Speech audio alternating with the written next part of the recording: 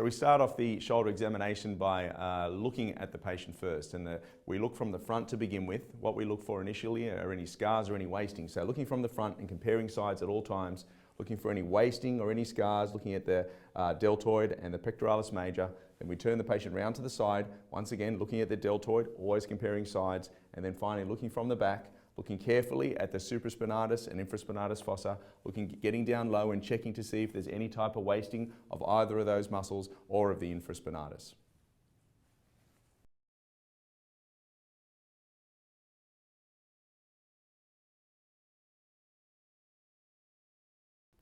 The next part of the examination comes to feel, and what we're feeling for now mainly in the shoulder is tenderness. So we start around the clavicle, we start on the medial side of the clavicle, we work our way out, asking the patient if they feel any soreness or any tenderness. When we get to the AC joint, we must compare sides, feeling one side and the other side, feeling for any swelling, and then asking the patient if one side is sorer than the other side. Then we run along the back of the acromial spine. After doing that, we come to the front of the shoulder. We feel for the biceps tendon, which is located just anterolateral over the humeral head with the arm in neutral. We palpate the tendon, we can roll it underneath our fingers, and then we roll the humerus to feel the tuberosities and the biceps tendon rolling underneath our finger. Once again, looking at the patient's face to see if there's any pain there. We also then put the arm into extension to feel the rotator cuff insertion as well.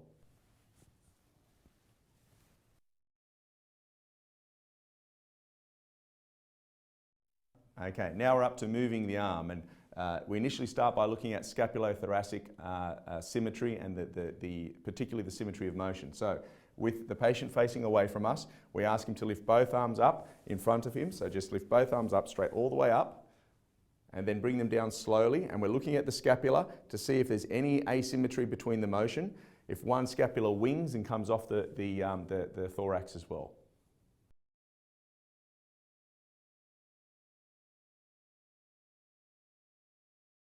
Now we're up to the assessment of active movement versus passive movement. And this is one of the most critical parts of a shoulder examination. So when we're examining the patient for active movement, we check for forward elevation. So could you bring both arms up in front of you as high as you can? Excellent. And now bring them down to your side. Keep your elbows in at the side, and now twist out. Excellent. And now turn around and face that direction, please. Put this hand behind your back as high as you can. And we can note that he gets to the fourth thoracic vertebrae. Put this arm down and now try the other arm. And once again, he gets to approximately the fourth thoracic vertebrae. So we're looking for the symmetry of movements of all of these motions here.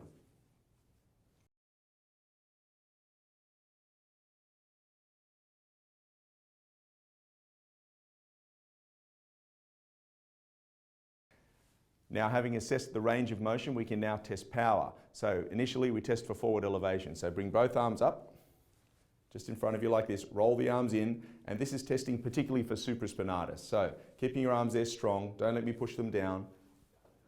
And we assess not only for power, but we assess for weakness as well. After testing forward elevation, we test for external rotation power. So put your arms at the side, twist out, and then bring them back in.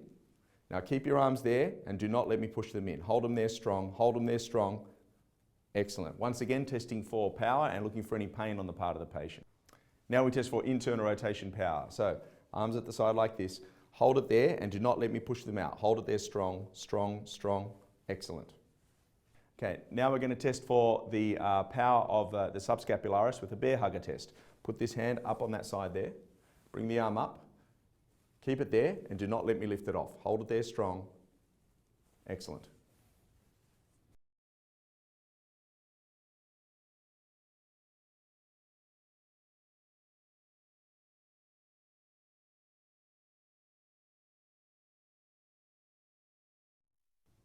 One very important part of a shoulder examination and the examination of any joint is to be able to differentiate the difference between active and passive movement. We're going to simulate here a situation where we've lost active movement, but passive movement is maintained. So Tyler, if I could ask you to lift both arms up as high as you can. So on his left side, he's got excellent movement, but on the right side, he can only actively elevate to here. The big question we have to ask ourselves now, is there a problem in the joint which is causing stiffness, or is it a problem in the motor of the shoulder which is stopping him from lifting it up? So if he can only lift it up to here, If I cannot improve that any further, that tells me that the joint is stiff, and it may either be something like a frozen shoulder or osteoarthritis of the glenohumeral joint. However, if I'm able to lift it up all the way, then that tells me that it's only his active movement which is affected, but his passive movement is maintained. And that therefore implies that the motor of the shoulder, for example, the supraspinatus, the deltoid, or the nerves supplying those muscles have been affected.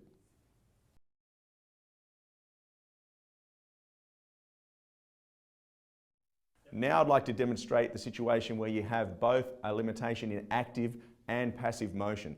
So, Tyler, can you put both arms by your side and now twist out as far as you can? He cannot twist out any further on this side, whereas on that side he's got normal external rotation. My next question is, can I improve this passively? And as I grab his arm, I cannot improve that passively anymore. That tells me that he's got true stiffness in the shoulder joint, which is limiting his motion. And therefore, this could either be frozen shoulder or osteoarthritis in the glenohumeral joint causing that problem.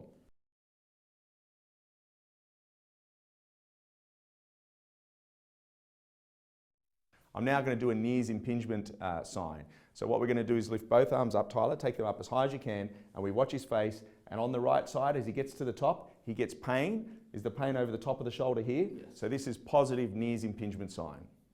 Another very sensitive impingement sign is known as Hawkins impingement sign. So we grab the arm, we forward elevate the shoulder, and then we internally rotate. And if he's got a lot of rotator cuff pathology and impingement, this will cause him pain. Does that cause any pain over the top of the shoulder here? No. Okay. Next, I'm going to test for pain over the acromioclavicular joint. So in addition to having done the tenderness over the acromioclavicular joint, another very sensitive test is where we take the arm across the patient and push it across as far as we can. And if he's got any problem in the AC joint, this will cause pain over the top of the acromioclavicular joint.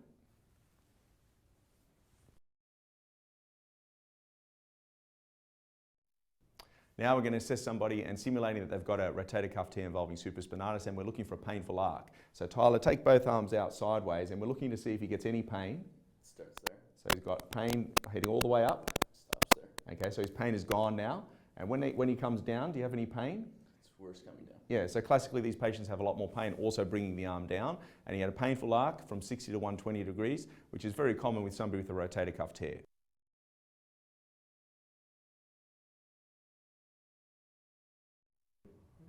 I'm now going to be testing for anterior shoulder instability.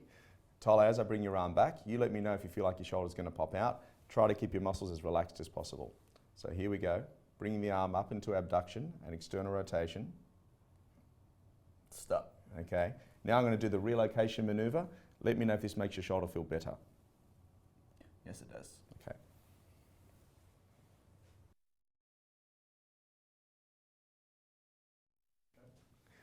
I'm now going to be testing for posterior instability with the jerk test. So what we do is we grab the arm and we're looking at the back of the shoulder here.